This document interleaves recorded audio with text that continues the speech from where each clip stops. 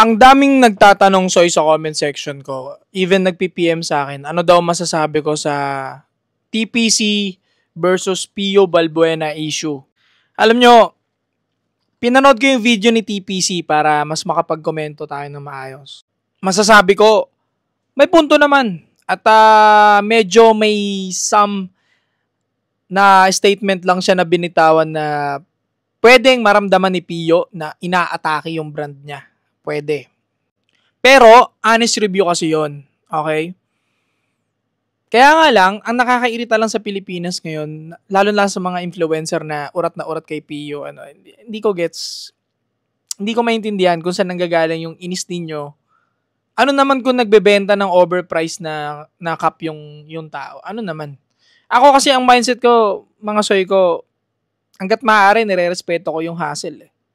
Kaya may issue dati si Awit na nagbebenta ng bagoong, so what? Ano naman?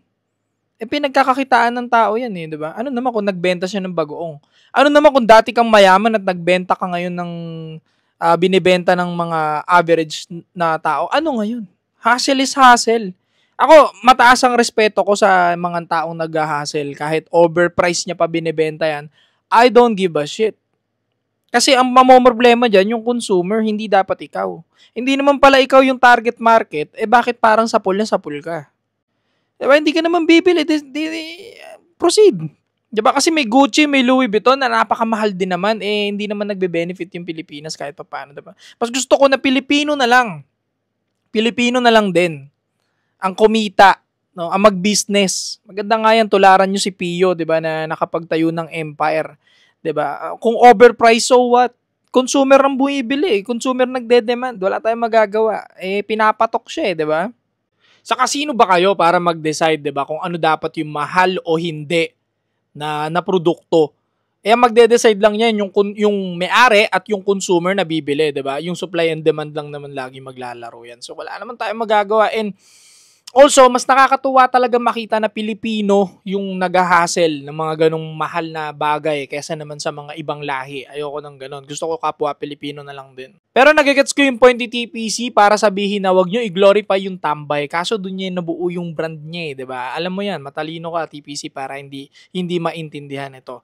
Dun niya kasi nabuo yung brand niya dahil dun sa ginagawa niya na content dati kasama si Balong hanggang sa nagtuloy-tuloy, naging damit, naging sombrero or naging merch, 'di ba? Hayaan na lang natin, pumalakpak tayo sa Pilipinong humahasel, 'di ba? Nagsisipag. And kung iniisip ninyo na may tanga-tangang Pilipino na mahirap na mag-uubos ng pera sa isang cup na overpriced, hayaan nyo. Kasi pinag-ipunan ng Pilipino yun. At kahit mahirap siya, wala tayong magagawa. Doon niya gusto sayangin yung pera niya. Di ba? Wala. Ganun talaga yan. Kanya-kanya talaga yan. Kung trip mo yan, trip nila to, hayaan nyo na lang sila. Basta nakakatuwa para sa akin na kapwa Pilipino yung tumatagos-tagos sa luxury. No? Ginagawa niya luxury yung brand niya. Although, may mga nagsasabi na kopya daw, kopya ganito. Hayaan mo mamroblema yung mga original brands kung kopya nga talaga yon or inspired. Diba? By the end of the day, masaya ako dahil Pilipino yung tumatagos sa mga luxury na presyo, 'di ba? At hindi ko lang magets yung dinudumog siya ng hate sa comment section na overpriced, ganito ganyan. Hindi niyo naiintindihan talaga. Pero kung kayo ay hustler din at mahilig din magbenta ng mga kung ano-ano, magigets nyo si Pio, okay? At magigets nyo lahat ng buong drama na to kung bakit nangyayari itong mga ganitong issue na to, okay?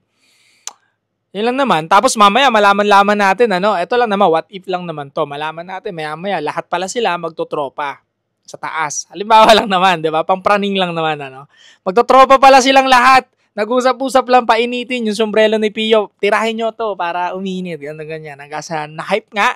Siyempre, may papatos at papatos pa rin. Lagi namang may against Lagi namang may against, lagi namang may dedepensa. Lagi namang ganun ang negosyo. Ganun din naman ang influencer, di ba? So, what if ko lang naman yun, So, kung saan ka panig, kay TPC ka, kay Pio ka, wala akong nakikitang, bullshit, no? Sa parehas na side, parehas may punto.